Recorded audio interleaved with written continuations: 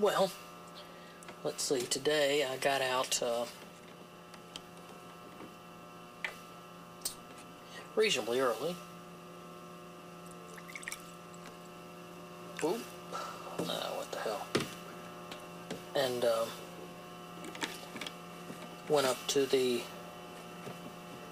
national monument at the Battle of Bighorn. Check that out. That was kind of interesting.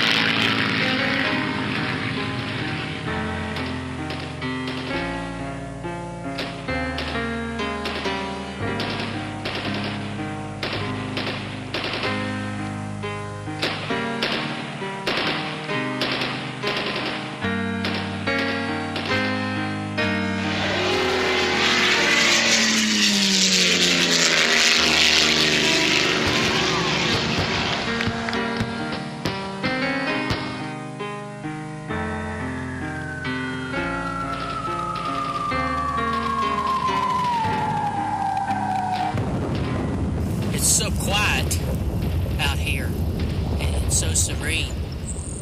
It's easy to imagine what happened here. It's a very spooky feeling.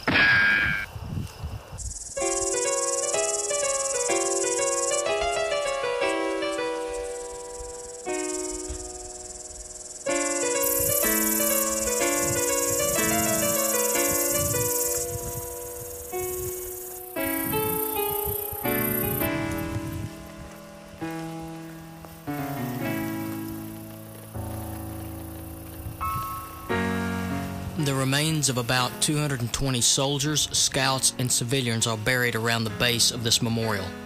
The white marble headstones scattered over the battlefield denote where the slain troopers were found and originally buried. In 1881, they were reinterred in a single grave on the site. The officers' remains were removed in 1877 to various cemeteries throughout the country. General Custer was buried at West Point. Of course, I found this out after I'd been walking around in the woods. Or grass, I should say.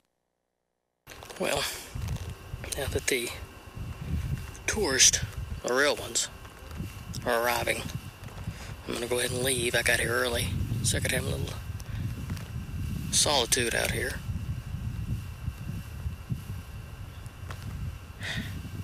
This time gives you time to think.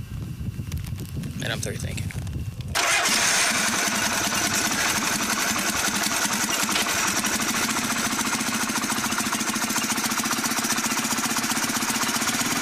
I rode off a sadder man, but a prouder man. As I rode off, I couldn't help but wonder if Custer had been issued Harley-Davidson motorcycles and .357 Magnum Glock 40 handguns, how things would have... Well, let's take it another step. AK-47 with 30-round clips. How things would have been different if each soldier had perhaps had an AR-15. Is that the 1 in 12 or the 1 in 14? Oh, 1 in 12 twist, of course. And perhaps even a rocket launcher, wouldn't you say? How things would have been different. And even some Claymore mines strategically placed. I think he would have seriously... Found a place and washed my bike.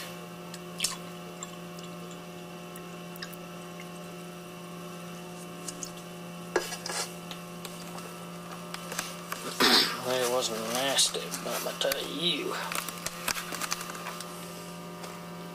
it was a very nasty.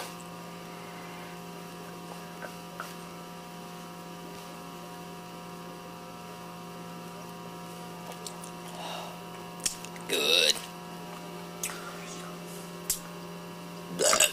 Excuse me. I'll put this baby back and let her chill there for a minute. Then, bought some gunk stuff. Got the bike all shined up. Then, If you're wondering why occasionally I'm looking like this instead of like this, it's because I've got a monitor here that helps me center the picture. So occasionally I'm looking over there when I shouldn't be. It's very distracting, I know. Man, see that spot right there? I don't know if you can see it not very well. But this coloration is where I had the skin taken for a skin graft. Kind of itches sometimes. Anyway, earthquake. So, did that and then headed out and was going out 87 and missed a turn and rode out for about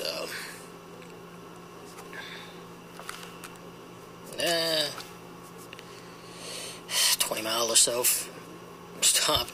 The map didn't make any sense. Realized I was on the wrong road. Well, I realized when a guy came up on a BMW that had a braided beard that was braided. It turns out he was from Bell Buckle, Tennessee. He told me I'd taken the wrong turn. So,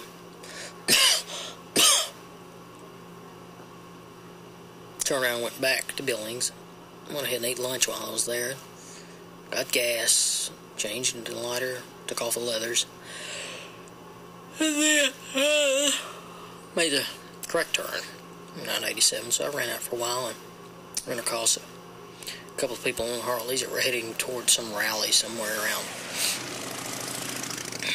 Lewiston or something. There was a man and a woman. She was on a new Springer Classic. It was interesting. Anyway, I followed behind them for a while. Man, I tell you, oh, here we are. We're out in the middle of nowhere, in Montana. No speed limits. No roads, side roads. You know, people pull out in front of you.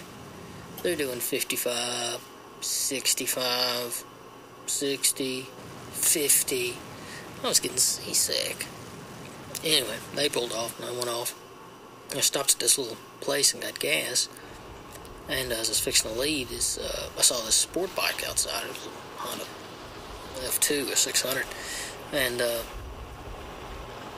when I pulled up, moved my bike, went and paid gas, there wasn't nobody in there except, this old guy and this young girl that was about 5 foot tall. And I thought, well, that's odd. Is she on that bike? So,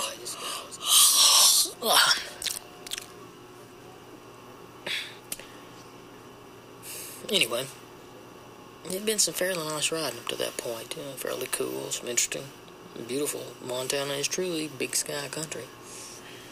So, anyway, I ran on into where I'm at now, which is Harve. I don't know how you pronounce it. Something. Excellent motel. A little shot of the room here. See, got the little area by the phone set up. Refrigerator, of course. Yes, sir. Chair, of course. Then over here, the bed with a little table here.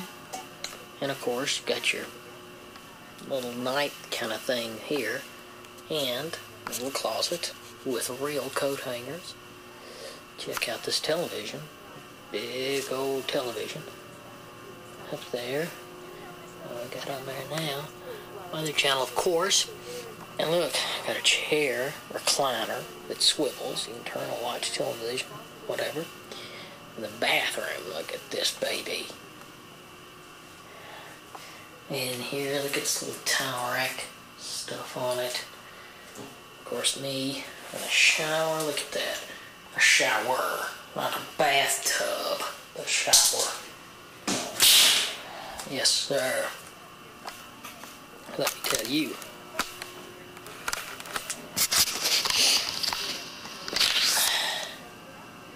$35.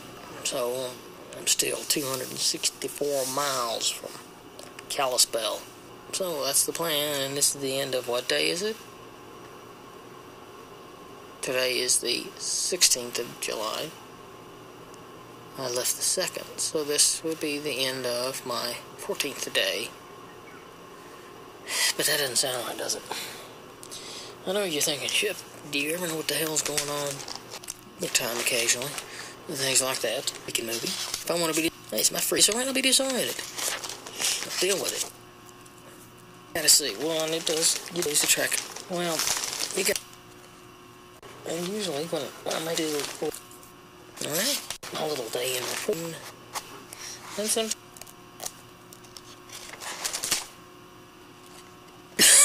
I'm disoriented. Sometimes I'm a little... Some Jim Beam. Sports. I'm tired. It is actually the end of day 15. So I've been out for 15 days. That's it. Gonna get up tomorrow and ride.